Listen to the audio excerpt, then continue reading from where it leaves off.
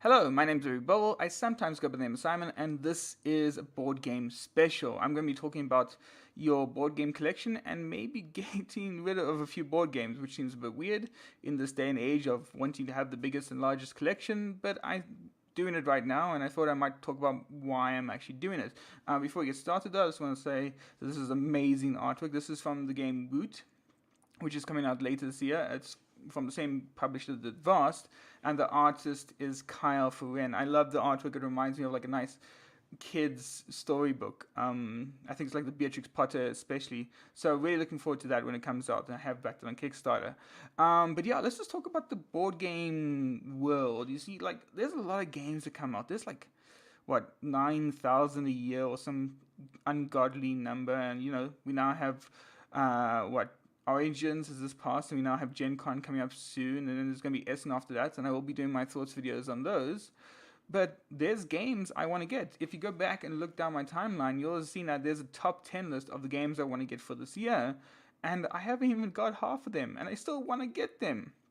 But the trouble is, I don't have enough space. Now, this is largely going to depend on what work you do, how large your house is, if you're planning to move. But in my case, it's a situation where I have a space, and the people around me have said I can't get bigger, and so I basically have to get rid of a few games. Now, that doesn't mean that I'm going to sell them off. Essentially, I'm just going to pass them down to my friend, and so they can work on their collection a bit more.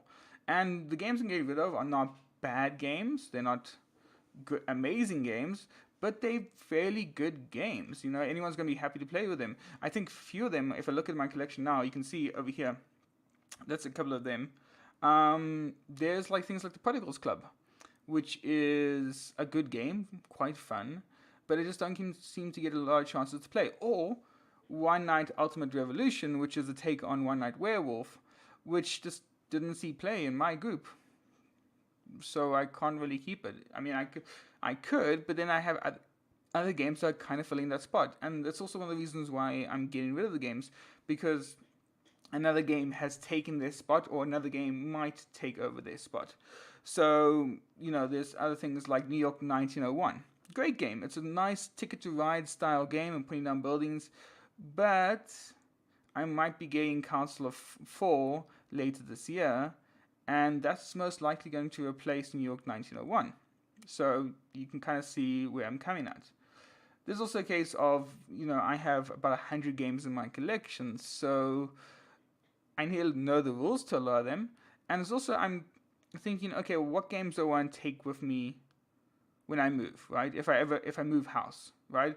You don't want to have a situation where you're moving and there is a whole room full of board games that you have to take with, because board games are heavy.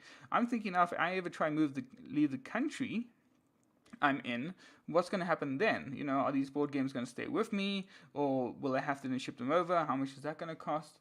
So you have to be kind of realistic about this. Now, obviously, the one dream is to own a nice house and then have a nice family and then have my kids to play all the board games with. That's an ideal thing, but that's not going to happen for a while. And also, things can change. New board games are going to come out, and things are going to happen. But the thing is, I'm also thinking of what's going to happen right now. Right now, I probably have about 6 games on Kickstarter. I have a couple of things I'm picking up soon, and I just don't have the space, so I have to get rid of stuff. I'm speaking all this about my personal experience, but I'm pretty sure a lot of this applies to other people. It's the idea of making sure you have enough space, making sure you also... I feel like what a lot of people do is they tend to either focus too much on one genre or one style. Like I know some people who just like deck building games. I know another guy who only prefers Fantasy Flight American trashy games. So he's got a whole ton of X-Wing collections, X-Wing Armada stuff. He's got like the Lord of the Rings LCGs, but that's his collection there. And then, of course, you have people who get very small collections. I've seen people that have like a few classics, and then they'll have like a few like real star players. Like they might have a Scythe and a Rising Sun, and they might have a Blood Rage, and that's about it. So your collection is going to vary. But I do see a lot of times you go onto the internet, you'll go into like Board Game Geek or you go onto Reddit and you'll see people's collections and there'll be like 100 board games high. And it's like, well, for me that doesn't work because I want to have games that I want to have all my games to be good.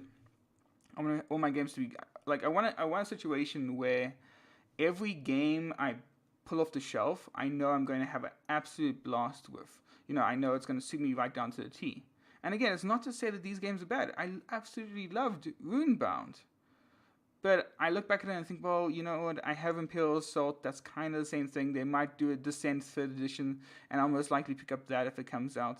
So do I really need a Runebound? And then it's like, okay, well, I'm also a collector. I have this horrible habit of collecting. I want to have the whole complete collection. So I have all the Arcadia Quest stuff. But that also means I'm getting Arcadia Quest Riders. And I look at my shelves, and I'm like, I can't fit that in, but I want to get it so badly. But that's also a thing where Runebound, I know there's like 4 expansions, and there might be more expansions coming out for it, but I don't want to get those expansions. Because it's money. Things cost money, and maybe I can spend that money on other games. That's all you think.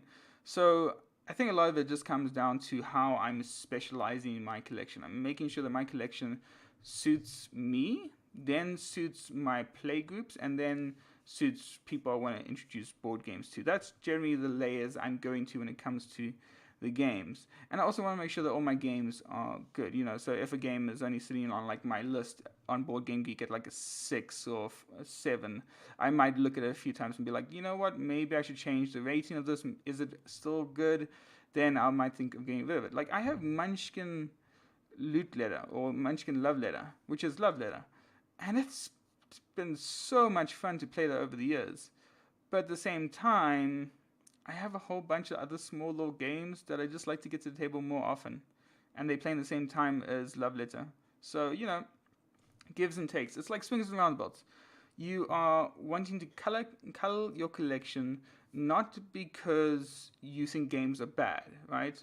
But you want to cull your collection because you either don't have enough space, or the games have kind of fallen out of favor of you, or simply you just think they might be going to a better home. In my case, I'm happy that I'm giving to my friend, and my friend's a good person, and I think they're going to really enjoy a few of these games. And I know they can get a lot of use out of them. Things like Spyfall, I think they're going to really enjoy.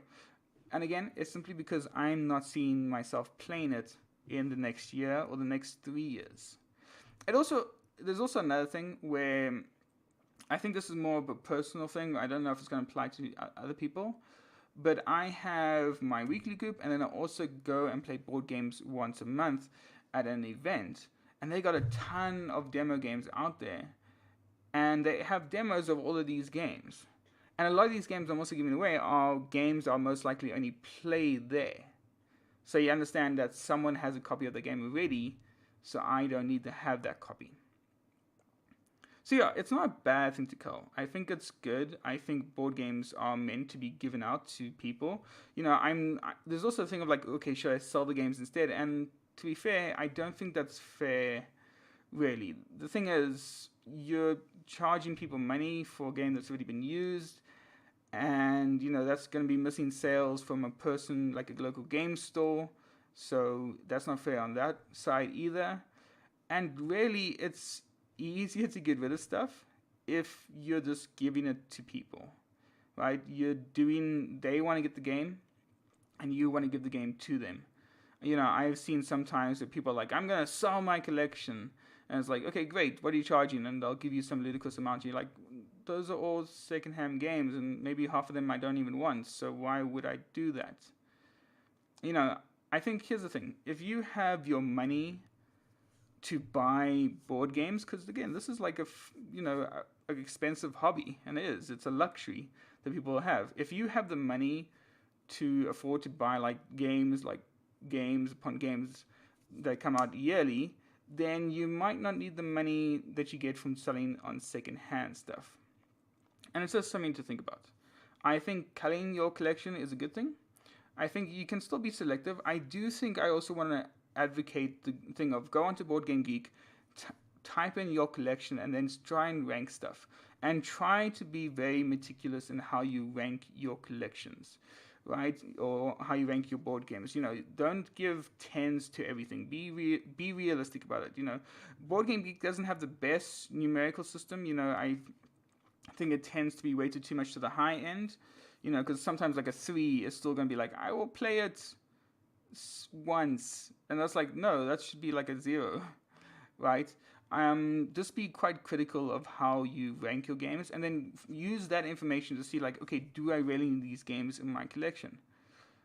And if they're bad games, then do what Tom Vassell did to a couple of bad games.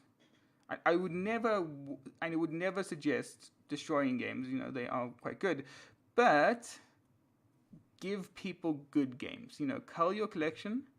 Get rid of the horrible stuff, but then also the things that you rarely play, the things that are good games, but you just don't see yourself ever touching again.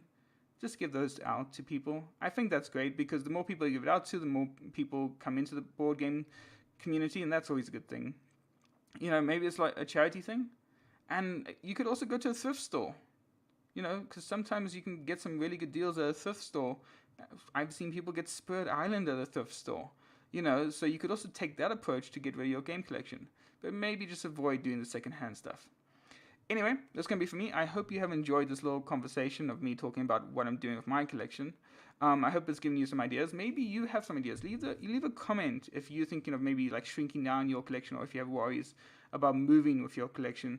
And of course, if you did like this video, remember to hit the like. And if you want to see more videos, then hit the subscribe button. If you didn't like this video because it was too rambly or it didn't make sense, then remember to hit the dislike button. But of course, I love to hear your feedback, and it will also help me improve the channel. Anyway, that's going to be it for me. Thank you so much for watching. Bye-bye.